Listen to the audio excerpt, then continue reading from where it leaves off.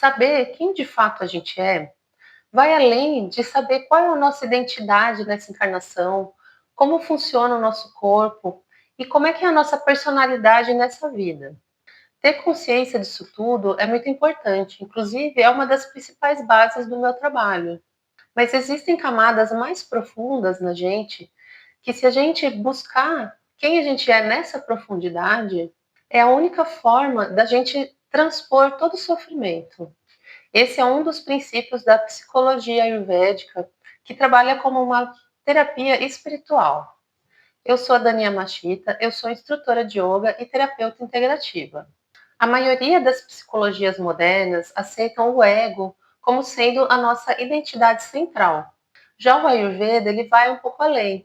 Ele considera que o nosso verdadeiro eu, ele é imutável e transcende o corpo e a mente, permanecendo vida após vida.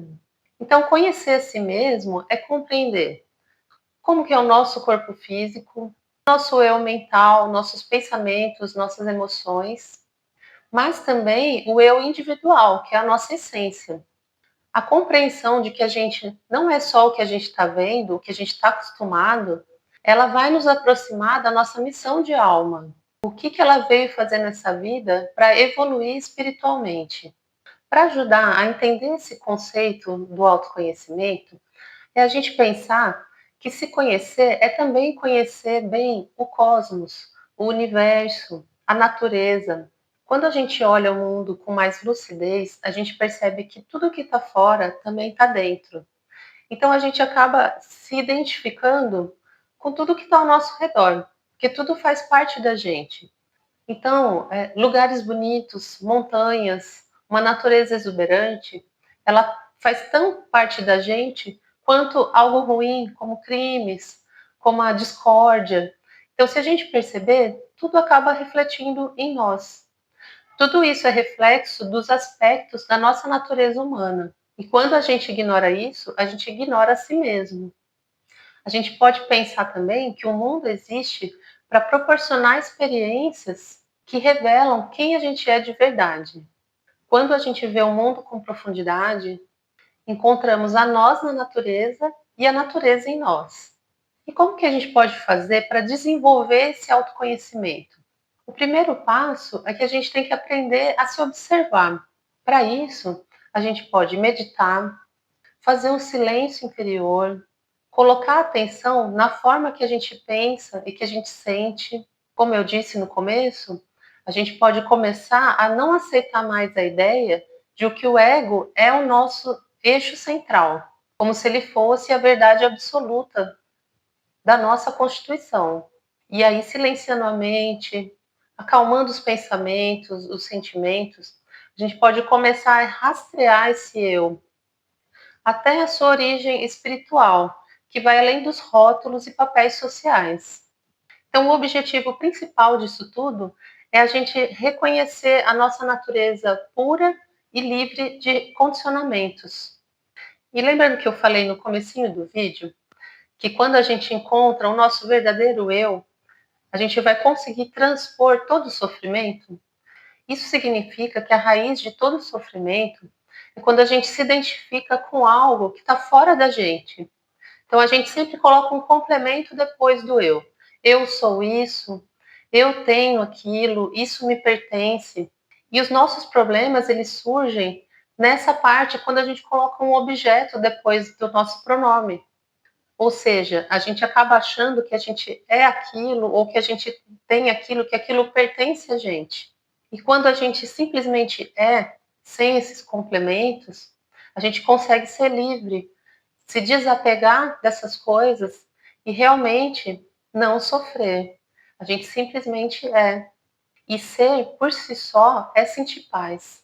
Então, o sofrimento ele aparece quando a gente se reduz a ser algo. Então, é quando a gente se apega a alguma situação da nossa vida, algum papel que a gente exerce na sociedade, algo que pertence a gente, ou quando a gente também se apega a outras pessoas. Então, o apego, ele é a raiz de todo sofrimento. Então, vocês podem pensar que eu estou falando tudo isso para a gente esquecer quem a gente é, para a gente deixar de lado, né, todo o nosso papel nessa vida, nessa encarnação, mas não é isso. Na verdade, o papel da psicologia espiritual é integrar todos os aspectos do nosso ser. E a gente ter essa consciência de que a gente não é só o que a gente aparenta, né, externamente, mas que a gente é um ser completo e integrar tudo isso, para que aí o nosso ser mais profundo, que é o nosso eu verdadeiro, ele se manifeste com harmonia. E para que isso aconteça, a gente precisa, é necessário que a gente tenha calma mental, a gente tenha uma serenidade interior para a gente conseguir é, começar a sair desse estado que a gente se encontra. Agora, o que a gente também não pode é forçar uma pessoa que está num estado de sofrimento, que ela está no estado psíquico dela um pouco mais alterado. Então, pedir para uma pessoa que está assim, que pode acontecer com qualquer um de nós, a gente não pode chegar para essa pessoa e falar que ela precisa meditar, que ela precisa ter calma, porque ela está um pouco distante disso naquele momento. Então, o que, que a gente pode fazer? Pedir para ela fazer algumas mudanças práticas no cotidiano. Então, hábitos de alimentação, do sono, da rotina, tentar deixar a rotina dela mais regular, com horários mais certos para fazer as coisas. Então, mexendo nesses aspectos mais acessíveis da vida dela, ela vai ser possível ela começar a encontrar um equilíbrio interno, externo, e começar, então, a acalmar a sua mente. Para depois disso, ela começar a fazer esse mergulho no autoconhecimento espiritual. Para concluir, quando a gente está em busca de encontrar o caminho de reconexão com a nossa alma, o autoconhecimento, dessa forma que eu expliquei para vocês, de uma forma espiritual, ele é a única saída verdadeira do sofrimento, pois ele vai nos reconectar com quem realmente somos. E é só quando a gente está no caminho de reconexão com a nossa alma que a gente consegue encontrar nossa missão espiritual aqui na Terra, nossa paz, a nossa real liberdade e felicidade.